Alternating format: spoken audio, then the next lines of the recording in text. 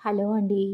ఈరోజు నేను చదవబోయే కథ 29 మార్చ్ 2026 ఈనాడు ఆదివారం అనుబంధంలో వచ్చిన అలేఖ్య పులుకూరి గారు రాసిన దైవ సంకల్పం అనే హృదయాన్ని కదిలించే కథను చదవాలనుకుంటున్నాను. మీరు కూడా వినండి. నగరమంతా గాఢ నిద్రలో మునిగిపోయింది. కానీ అనన్య మాత్రం తన ఇంటి టెర్రస్ పైన నిస్తేజంగా నిలబడి ఉంది. ఆకాశం దట్టమైన నల్లటి మేఘాలతో నిండిపోయి ఒక తెలియని భారంతో భూమిని అదిమి పెడుతున్నట్లు ఉంది. అప్పుడప్పుడు ఆకాశాన్ని చీలుస్తూ వచ్చే మెరుపుల వెలుగులో ఆమె కళ్ళు ఎర్రబడి అలసటతో ఉబ్బిపోయి కనిపిస్తున్నాయి. అనన్య వర్షంలో తడుస్తోంది. గాలి ఉధృతంగా వీస్తూ ఆమె జుట్టును చెల్లాచెదురు చేస్తుంది. చల్లటి చినుకులు ఒంటిని తాకుతున్నా ఆమె గుండెల్లో మండుతున్న వేదన ముందు ఆ చలి ఏపాటిది? ఒక్క నెల, కేవలం 30 రోజుల వ్యవధిలో ఆమె ప్రపంచం అతలాకుతలమైంది. తను ప్రాణప్రదంగా నమ్మిన అర్జున్ తనను ఒక పనికిరాని పాత వస్తువులా పక్కన పడేశాడు. 5 ఏళ్లుగా రాత్రింబవళ్ళు కష్టపడి తన సొంత ఇల్లు అనుకుని పనిచేసిన ఆఫీస్ నుంచి పింక్ స్లిప్ చేతికి వచ్చింది. ఆఖరికి తన బాధను పంచుకుంటారనుకున్న స్నేహితులు కూడా ఆమెను అనుమానపు చూపులతో నిలువునా చీల్చేశారు. నేనేం తప్పు చేశాను దేవుడా?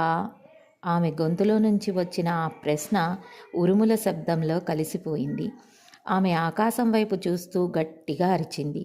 నేను అంత చెడ్డదాన్నా? ఎవరికీ అపకారం చేయలేదే, ఎవరినీ మోసం చేయలేదే, అందరినీ గుడ్డిగా నమ్మాను. అది నా తప్ప? చివరికి నువ్వు కూడా నన్ను వదిలేసావా? ఆమె కన్నీళ్లు వర్షపు చినుకలతో కలిసి ధారగా కారుతున్నాయి. బతకాలన్న ఆశ చచ్చిపోయిన క్షణం అది. చుట్టూ ఉన్న ప్రపంచం ఆమెను ఒక పనికిరాని మనిషిగా ముద్ర వేసినట్లు అనిపిస్తుంది. దుఃఖోద్వేగంతో ఆమె గుండె ఎగిసిపడుతుంది. అనన్య జీవితం ఒక ప్రశాంతమైన నదిలా ఉండేది. ఆఫీసులో తను చేసే పనిలో నిబద్ధత, చుట్టూ ఉన్న వారితో ఆమె ప్రవర్తించే తీరు అందరినీ ఆకట్టుకునేవి. ఆ సమయంలోనే ఆమె జీవితంలోకి అర్జున్ ప్రవేశించాడు. ఒక కొత్త ప్రాజెక్ట్ మీటింగ్లో మొదటిసారి అతన్ని చూసింది. అనన్య వేసే ప్రతి చిన్న జోకుకి అతను పగలబడి నవ్వేవాడు. ఆమె పడే ప్రతి చిన్న కష్టానికి తను ఉన్నానంటూ భరోసా ఇచ్చేవాడు. అనన్య, నీలాంటి స్వచ్ఛమైన మనసున్న అమ్మాయిని నేను ఎక్కడా చూడలేదు. నిన్ను కంటికి రెప్పలా చూసుకోవడం నా బాధ్యత అని అతను అన్నప్పుడు ఆ మాటల వెనుక ఉన్న నిగూఢార్థాన్ని ఆమె గ్రహించలేకపోయింది. అది ప్రేమ అనుకుని తన ప్రపంచాన్నంతటినీ అతని చుట్టూ అల్లేసుకుంది. కానీ కాలక్రమేణా ఆ ప్రేమ రంగు మార్చుకోసాగింది. ఒకరోజు ఆఫీస్ పార్టీలో అనన్య తన పాత క్లాస్మేట్తో నవ్వుతూ మాట్లాడుతుంటే అర్జున్ ముఖం కోపంతో ఎర్రబడింది. ఆమెను పక్కకు పిలిచి, ఎవరతను? అంతగా నవ్వుతూ మాట్లాడాల్సిన అవసరం ఏముంది? నాకు ఇవన్నీ నచ్చవు అని గట్టిగా అరిచాడు. అనన్య నిర్ఘాంతపోయింది.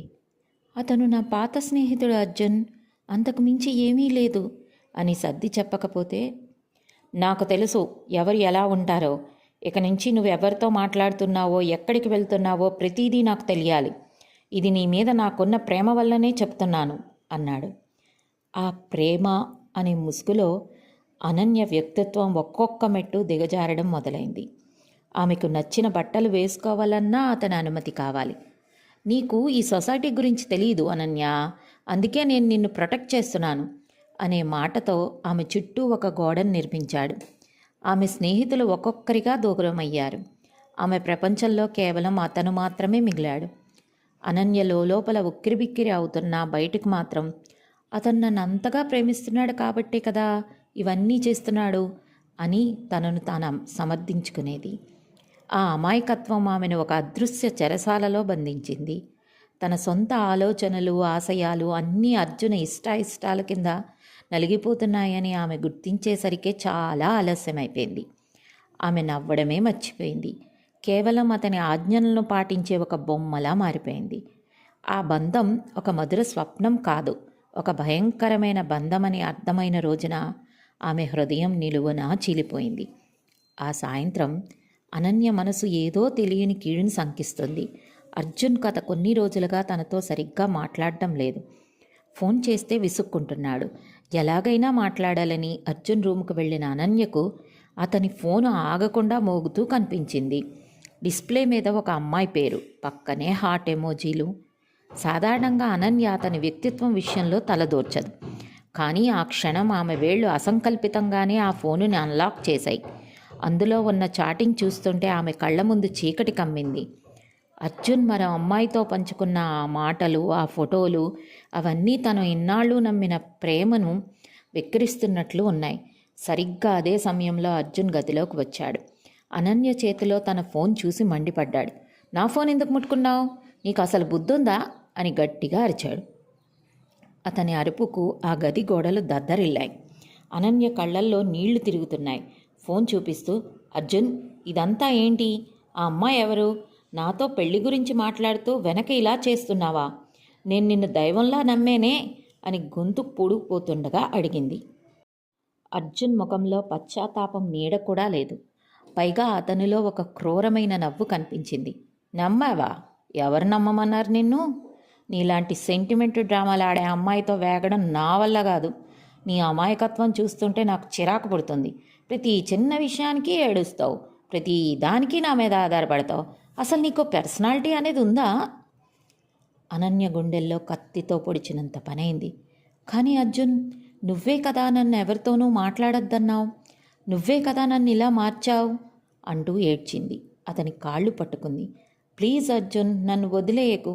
నువ్వు లేకుండా నేను ఉండలేను. నేను మారిపోతాను, నీకు నచ్చినట్లు ఉంటాను అని వేడుకుంది. కానీ అర్జున్ ఆమె చేతులను విదిలించి కొట్టాడు. నువ్వెప్పటికీ మారవు అనన్య. నీతో ఉండడం అంటే ఒక శవంతో ఉండడం లాంటిది. ఇక చాలు, వెళ్ళు అని ఆమెను గది బయటకు నెట్టి తలుపు వేసేశాడు. ఆ మూసి ఉన్న తలుపు ముందు అనన్య కుప్ప కూలిపోయింది. ఇన్నాళ్ళు తన కట్టుకున్న రంగుల లోకం ఒక్కసారిగా బూడిదయ్యింది. తను ప్రాణంగా ప్రేమించిన మనిషికి తన మీద కనీసం జాలి కూడా లేదని అర్థమైన క్షణం ఆమె లోపల ఏదో చచ్చిపోయింది. ఆ నిశ్శబ్దంలో ఆమె గుండె చప్పుడు ఆమెకే భయంకరంగా వినిపించింది. అది కేవలం ఒక బంధం ముగింపు కాదు, ఆమె ఆత్మగౌరవం నిలువునా దహనమైన సమయం. అర్జున్ తన్ను వదిలేసిన మరుసటి రోజు అనన్య కళ్ళు వాచిపోయి, ముఖం పాలిపోయి ఉంది. మనసు ముక్కలైనా తల వంచుకుని ఆఫీస్కు వెళ్ళింది. తనను తాను బిజీగా ఉంచుకుంటే ఆ బాధ నుంచి కొంచెం ఉపశమనం లభిస్తుందని ఆశపడింది. డెస్క్ దగ్గర కూర్చుని ల్యాప్టాప్ ఓపెన్ చేసింది. కానీ అక్షరాలు మసగ్గా కనిపిస్తున్నాయి. సరిగ్గా 10 గంటలకు ఆమె మెయిల్కి ఒక నోటిఫికేషన్ వచ్చింది. Urgent meeting, conference room 1. Ananya భయంగానే అక్కడికి వెళ్ళింది. అక్కడ ఆమె ప్రాజెక్ట్ మేనేజర్, హెచ్ఆర్ హెడ్ గంభీరమైన ముఖాలతో కూర్చుని ఉన్నారు. ఆ గదిలోని నిశ్శబ్దం ఆమెను ఉక్కిరిబిక్కిరి చేస్తుంది. హెచ్ఆర్ మేనేజర్ గొంతు సవరించుకొని, అనన్య, ఇది మాకు కూడా చాలా కష్టమైన నిర్ణయం. గ్లోబల్ మార్కెట్ పరిస్థితుల వల్ల మన కంపెనీ తీవ్రమైన నష్టాల్లో ఉంది. నీవు పనిచేస్తున్న ప్రాజెక్ట్ను పూర్తిగా నిలిపివేస్తున్నాం. So we have to let you go అని ఒక ఎన్వలాప్ను ఆమె ముందు ఉంచారు. అనన్యకు ఒక్క క్షణం ఊపిరి ఆగిపోయినట్లు అనిపించింది. సార్, నేను గత 5 ఏళ్లుగా ఈ కంపెనీ కోసం చాలా కష్టపడ్డాను. వీకెండ్స్ కూడా పనిచేశాను. నా పర్ఫార్మెన్స్ ఎప్పుడూ టాప్లోనే ఉంది కదా అని అడిగింది. ఆమె గొంతు వణుకుతుంది. ఇది నీ పనితీరు గురించి కాదు అనన్య.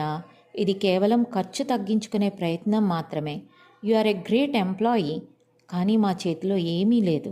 ఈరోజే నీ లాస్ట్ వర్కింగ్ డే. నీ సెటిల్మెంట్ అమౌంట్ వచ్చేస్తుంది అని మేనేజర్ తన పనిలో పడిపోయాడు.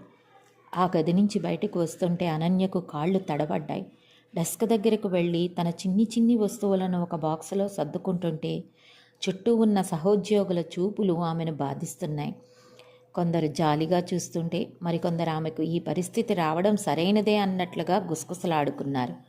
ఇన్నాళ్ళు తన శ్రమను, తన నిజాయితీని ఎవరూ గుర్తించలేదా అన్న ప్రశ్న ఆమెను దహించి వేస్తుంది. బాక్స్ పట్టుకుని ఆఫీస్ మెట్లు దిగుతుంటే బయట మళ్ళీ వర్షం మొదలైంది. ఒక చేత్తో బాక్స్, మరో చేత్తో తన బతుకును పట్టుకుని రోడ్డు మీద నిలబడింది. ఇంటికి వెళ్ళాక చుట్టూ ఉన్న గోడలు తనను వెక్కిరిస్తున్నట్లు అనిపించింది.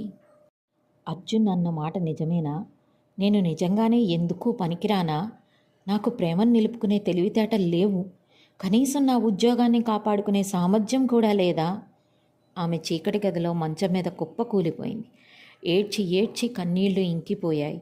కానీ మనసులోని భారం మాత్రం తగ్గలేదు. లోకం తనను ఏకాకిని చేసిందని, దేవుడు కూడా తన మీద కక్ష కట్టాడని ఆమె బలంగా నమ్మింది. ఆదివారం ఉదయం గుడి ప్రాంగణం అంతా నిశ్శబ్దంగా ఉంది. గాలిలో అగరబత్తుల పరిమళం, పూల సువాసనలు కలిసి ఒక తెలియని ప్రశాంతతను పంచుతున్నాయి. కానీ అనన్య మనసులో మాత్రం యుద్ధం జరుగుతూనే ఉంది. కళ్ళు వాచిపోయి ఉన్నాయి. అమ్మ బలవంతం మీద అక్కడికి వచ్చినా ఆమె చూపులు శూన్యాన్ని చూస్తున్నాయి. అక్కడ ఒక రావి చెట్టు కింద వృద్ధ సాధువు కూర్చుని ఉన్నాడు. ఆయన ముఖంలో ఒక వింత కాంతి. చుట్టూ కొద్దిమంది కూర్చుని నిశ్శబ్దంగా వింటున్నారు. అనన్య కూడా ఒక మూలను కూర్చుంది. సరిగ్గా ఆమె మనసులోని అలజడిని చదివినట్టుగా ఆయన తన ప్రసంగాన్ని మొదలుపెట్టాడు. మనకు ఏదైనా నష్టం జరిగినప్పుడు దేవుణ్ణి నిందిస్తాం. మాకే ఎందుకు ఇలా చేశావు అని అడుగుతాం. కానీ దేవుడు మన ప్రార్థనలకు ఎప్పుడూ 3 రకాలుగా సమాధానం చెప్తాడు. 1, అవును అని మనకు నచ్చింది ఇస్తాడు. 2, ఆగు అని సరైన సమయం కోసం వేచి చూడమంటాడు. 3, కాదు అని మనం అడిగిన దానికంటే శ్రేష్టమైనది ఇస్తాడు. ఆయన ఒక్క నిమిషం ఆగి అనన్య వైపు చూస్తూ చిరునవ్వు నవ్వాడు. మనం ఒక చిన్నారిని చూస్తాం. ఆ పిల్లాడు పదునైన కత్తిని చూసి అది మెరుస్తుంది కదా అని ఆడుకోవడానికి కావాలని మారం చేస్తాడు. కానీ తండ్రి ఆ కత్తిని లాక్కుంటాడు. ఆ పిల్లాడు ఏడుస్తాడు. తన తండ్రి దుర్మార్గుడని, తన ఆటను పాడు చేశాడని తిట్టుకుంటాడు. కానీ ఆ తండ్రికి తెలుసు ఆ కత్తి పిల్లాడి చేతిని గాయపరుస్తుందని. దైవం కూడా అంతే. మనకు ప్రాణప్రదంగా అనిపించే మనుషులు, వస్తువుల వెనక మనకు తెలియని విషం ఉండవచ్చు. ఆ విషం మనల్ని లోలోపల చంపేస్తుందని మనకంటే మనల్ని సృష్టించిన వాడికే బాగా తెలుసు. అందుకే ఆయన మనల్ని ఆ ప్రమాదం నుండి కాపాడడానికి మనకు ఇష్టమైన వాటిని బలవంతంగా దూరం చేస్తాడు. ఆ మాటలు వింటుంటే అనన్య ఒంట్లో వణుకు మొదలైంది. అర్జున్తో గడిపిన రోజులు గుర్తుకొచ్చాయి. అతను పెట్టే ఆంక్షలు, తన ఆత్మవిశ్వాసాన్ని చంపేసే మాటలు, అవన్నీ ఒక పదునైన కత్తిలాగా అనిపించసాగాయి. అవి ఆమె మనసును ఇన్నాళ్ళు కోస్తూనే ఉన్నాయి. కానీ తను దాన్ని ప్రేమ అనుకుని భ్రమపడింది. సాధువు కొనసాగించాడు. నీ చేతిలో ఉన్న మట్టి పాత్రను దేవుడు నేలకేసి కొట్టి పగలగొట్టాడు అంటే దాని అర్థం నిన్ను ఖాళీ చేతులతో ఉంచాలని కాదు. నీ చేతిలోకి ఒక బంగారు పాత్రను ఇవ్వబోతున్నాడు అని అర్థం. మనం పోగొట్టుకున్న దాని మీద ఉన్న దృష్టి మనకు దక్కబోయే దాని మీద ఉండదు. అందుకే మనం ఏడుస్తాం. దేవుడు మనకు ఇష్టమైనవి ఇవ్వకపోవచ్చు, కానీ మనకు అవసరమైనవి మాత్రం ఖచ్చితంగా ఇస్తాడు. ఆయన చేతులు మనల్ని శిక్షించేవి కావు, నిశ్శబ్దంగా మనల్ని రక్షించేవి. అనన్య కళ్ళ నుంచి ధారగా కన్నీళ్లు కారుతున్నాయి. కానీ ఇవి ఇన్నాళ్ళు కార్చిన దుఃఖపు కన్నీళ్లు కావు. ఒక సత్యాన్ని తెలుసుకున్నప్పుడు కలిగే ఉపశమనం. ఆమెకు అర్థమైంది. అర్జున్ దూరం కావడం తన దురదృష్టం కాదు, అది తన అదృష్టం. ఆ ఉద్యోగం పోవడం తన వైఫల్యం కాదు, అది మరో పెద్ద ప్రయాణానికి ఆరంభం. సాధువు మాటలు ఆమె గుండెల్లో ఉన్న భారాన్ని ఒక్కసారిగా దించేశాయి. ఆ రావి చెట్టు గాలిలో ఆమెకు మొదటిసారి స్వేచ్ఛగా శ్వాస పీల్చుకున్న అనుభూతి కలిగింది. తనను తాను రక్షించుకోవడానికి దేవుడే ఆ చేదు నిర్ణయాలు తీసుకున్నాడని ఆమెకు అనిపించింది. మౌనంగా లేచి దేవాలయం వైపు చూసి నమస్కరించింది. ఈసారి ఆమె ప్రార్థనలో నాకు ఇది ఇవ్వు అన్న కోరిక లేదు, నన్ను కాపాడినందుకు ధన్యవాదాలు అన్న కృతజ్ఞత మాత్రమే ఉంది. ఆ మరుసటి రోజు ఉదయం ఆమె కళ్ళు తెరిచినప్పుడు పాత అనన్య చనిపోయి ఒక కొత్త అనన్య పుట్టినట్లు అనిపించింది. అద్దం ముందు నిలబడి తనను తాను చూసుకుంది. కళ్ళ కింద నల్లటి చారలు ఉన్నా ఆ కళ్ళల్లో ఈసారి ఒక నిశ్చయం కనిపించింది. మొదటి కొన్ని వారాలు చాలా కఠినంగా గడిచాయి. పాత జ్ఞాపకాలు పలకరిస్తున్నప్పుడల్లా ఆమె తనను తాను హెచ్చరించుకునేది. ఉద్యోగాల కోసం దరఖాస్తు చేయడం మొదలుపెట్టింది. పెద్ద కంపెనీల నుంచి తిరస్కరణలు వచ్చినా ఆమె కుంగిపోలేదు. చివరకు ఒక చిన్న గల్లీలో ఉన్న నవ్య స్టార్టప్ అనే సంస్థలో మార్కెటింగ్ ఎగ్జిక్యూటివ్గా అవకాశం వచ్చింది. జీతం ఆమె పాత జీతంలో సగం కూడా లేదు, కానీ ఆలోచించి పనిచేసే స్వేచ్ఛ ఉంది. ఆ చిన్న ఆఫీసులో అనన్య తన శక్తిని అంతా దారపోసింది. గతంలో అర్జున్ తన ఆత్మవిశ్వాసాన్ని ఎలా అణిచివేశాడో గుర్తు వచ్చిన ప్రతిసారి ఆమె మరింత కష్టపడి పనిచేసింది. ఒకసారి బోర్డు మీటింగ్లో కంపెనీ యజమాని ఒక చిక్కుముడిని విప్పలేక ఇబ్బంది పడుతుంటే అనన్య భయం లేకుండా ముందుకు వచ్చి తన ఐడియాను చెప్పింది. ఆయన ఆమె వైపు ఆశ్చర్యంగా చూసి, వండర్ఫుల్ అనన్య, నీలో ఇంత ప్రతిభ ఉందని నేను ఊహించలేదు అని మెచ్చుకున్నారు. ఆ ఒక్క మాట ఆమెలో ఎన్నాళ్లుగానో ఆరిపోయిన ఆత్మగౌరవ దీపాన్ని వెలిగించింది. 2 ఏళ్లు గడిచాయి. ఆ చిన్న స్టార్టప్ ఇప్పుడు 100 కోట్ల టర్నోవర్ ఉన్న పెద్ద కంపెనీగా ఎదిగింది. అనన్య ఆ సంస్థకు చీఫ్ ఆపరేటింగ్ ఆఫీసర్ అయ్యింది. ఒకప్పుడు అర్జున్ ముందు చిన్న మాట మాట్లాడాలన్నా వణికిపోయే అనన్య ఇప్పుడు 100 మంది ఉద్యోగుల ముందు నిలబడి ధైర్యంగా ప్రసంగిస్తుంది. ఒక సాయంత్రం ఆఫీస్ క్యాబిన్లో కూర్చుని ఉండగా పాత మిత్రురాలు వసుధ కలిసింది. మాటల మధ్యలో అర్జున్ విషయం వచ్చింది. అనన్య, అర్జున్ పరిస్థితి ఇప్పుడు చాలా దారుణంగా ఉంది. అతను పెళ్లి చేసుకున్న అమ్మాయి అతన్ని మోసం చేసి ఆస్తి అంతా రాయించుకుని వెళ్ళిపోయింది. ఏదో ఫైనాన్స్ కేసులో జైలుకి కూడా వెళ్ళి వచ్చాడట. నిన్న అతన్ని చూశాను, గుర్తుపట్టలేనంతగా చిక్కిపోయాడు. నీ గురించి అడుగుతున్నాడు అని చెప్పింది వసుధ. అనన్య ముఖంలో ఎటువంటి మార్పు లేదు, ద్వేషమూ లేదు. అతనికి తగిన శాస్తి జరిగిందన్న ఆనందం అంతకంటే లేదు. కేవలం ఒక ప్రశాంతమైన మౌనం. ఆమె కిటికీలోంచి బయటికి చూస్తూ అంది, వసుధ, అతను నన్ను వదిలేసి వెళ్ళినప్పుడు దేవుడు నన్ను శిక్షిస్తున్నాడు అనుకున్నా. కానీ దేవుడు అతన్ని నా నుంచి దూరం చేయకపోయి ఉంటే నేను అతను కాలి కింద చెప్పులా మిగిలిపోయేదాన్ని. నాలోని ప్రతిభ నాకు తెలిసేది కాదు. అర్జున్ వదిలేయడం నా జీవితంలో జరిగిన అతిపెద్ద మిరాకిల్. అతనికి దేవుడు మంచి చెయ్యాలని కోరుకుంటున్నాను. కానీ నా జీవితంలో అతని స్థానం అప్పుడే ముగిసిపోయింది.